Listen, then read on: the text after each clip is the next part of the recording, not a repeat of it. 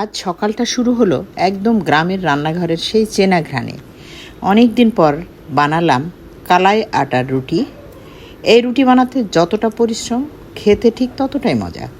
Do একটু এদিক সেদিক হলেই রুটি ভেঙে যায়, তাই খুব যত্ন নিয়ে ধীরে ধীরে বানাতে হয়। গরম তাওয়ায় সেকে ওঠা রুটির ঘ্রাণে পুরো ঘরটাই যেন অন্যরকম মায়ায় ভরে গেল। রুটির সাথে ছিল কাঁচা মরিচ আর রসুন আগুনে রোস্ট করা পাটায় বাটা ভর্তা।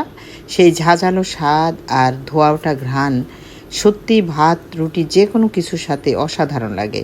আর বানালাম বেগুন ভর্তা। পোড়া বেগুনের সাথে পেঁয়াজ, কাঁচামরিচ আর সরিষার তেল মেখে একদম সহজ অথচ মন ভরানো স্বাদ। এইসব খাবার হয়তো খুব সাধারণ, কিন্তু এর মাঝেই লুকিয়ে আছে শৈশব, পরিবার, উষ্ণতা আর মায়ের রান্নাঘরের হাজারো স্মৃতি। আজকের সকালের নাস্তাটা তাই খুব শুধু খাবার ছিল না, ছিল এক মুঠো ভালো লাগা আর অনেকটা নস্টালজিক। কালার আটার রুটি শুধু স্বাদই না, পুষ্টিগুণেও ভরপুর একটি ঐতিহ্যবাহী খাবার। কালাইয়ের ডাল থেকে তৈরি এই আটা শরীরের জন্য খুবই উপকারী। এতে প্রচুর পরিমাণে প্রোটিন, ফাইবার, আয়রন ও বিভিন্ন খনিজ উপাদান থাকে, যা শরীরকে শক্তি যোগায় এবং দীর্ঘ সময় পেট ভরা রাখতে সাহায্য করে। বিশেষ করে যারা গ্রাম বাংলার পরিশ্রম মানুষ জীবনযাপন করেন, তাদের কাছে কালাইয়ের আটার রুটি ছিল শক্তিদায়ক একটা খাবার।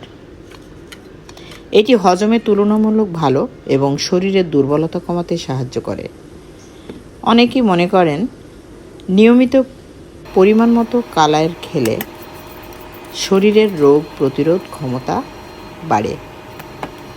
বাংলাদেশের উত্তরাঞ্চলে, বিশেষ করে রংপুর, দিনাজপুর, কুড়িগ্রাম ও আশেপাশের এলাকায় কালাইয়ের আটার রুটি বেশি জনপ্রিয়তা ছিল। এছাড়াও গ্রাম বাংলার অনেক অঞ্চলে শীতের সকালের ভর্তা, গুড় বা ভাজির সাথে এই রুটি আলাদা কদর আছে। এক টুকরো গরম কালাইয়ের আটার রুটি আর ধোয়া ওঠা ভর্তা, এ যেন গ্রাম বাংলার সরল অথচ অসাধারণ এক স্বাদ। কালাইয়ের রুটি খেতে যেমন মজা লাগে, এটা আসলে ঝাল ভর্তার সাথে বেশি মজা লাগে। বেগুন ভর্তা দিয়ে অসাধারণ লাগে।